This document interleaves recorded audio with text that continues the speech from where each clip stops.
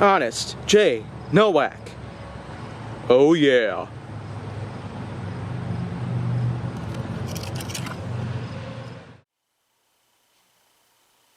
A pleasure to meet y'all at last, and welcome back to Honest J. Nowak and Flying with the Foam. And so, let's get started on some new material here.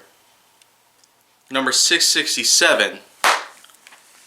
Going back to the Rebel series, at least one more time, to bring about another really small blaster. This one's the Bliss. And it does come from around the same exact time as the other three that I've already talked about, around 2014. So this just gives a little more proof than enough to clarify the fact that this is, in fact, part of 2014, thereby making my collection span from 2014 to the present. So that's pretty much just one thing to note about that. But anyways, not to avoid the big things about this blaster itself, well, it operates just as you think it does.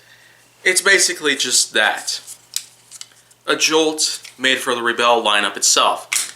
And although there were actually a few other blasters out there, most of which were older, pretty much, but it seems that the Jolt lineup itself is very much growing at an exponential rate, because ever since the Jolt was first introduced more than 10 years ago, we've really seen a huge growth spurt take place within the entire lineup itself. And not to mention the fact that the entire family of Jolt-esque blasters out there has also really expanded upon the different lineups themselves. Of course, I've talked about the Oneros earlier, but we of course can also not forget that there have been a few other blasters that have also taken some liberties and tried to be the exact same as the Bliss here, or you could really go back to when the Jolt was first around. But overall, aside from that, it's as simple as pulling the priming rod down, which is now in the shape of a guitar pick or teardrop at the end of it, with these nice sort of like plastic moldings on the outside. I mean, that's a pretty nice feel and all that good stuff. And again, the color scheme is just amazing when you think about it. You got hot pink, purple, lavender, royal blue, light gray, orange. Yeah, pretty much.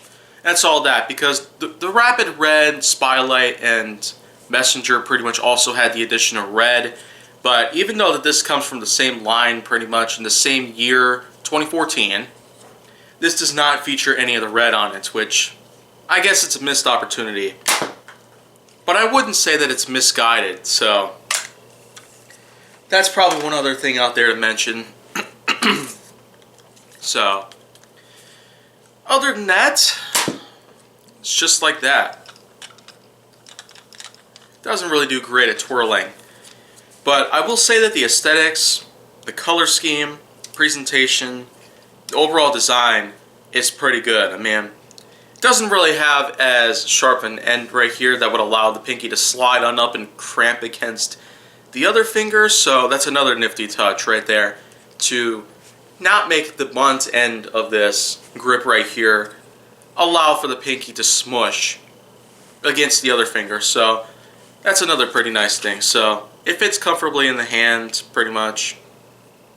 So yeah, for a really small blaster and really big hands, I could easily manage. But anyways, the Rebel Bliss is pretty much going to be one of the only other Rebel blasters that I'll talk about for a while, because, well, let's just say that going forward, as time goes on, I will be having a lot of other things to go ahead and talk about. So let's just get it on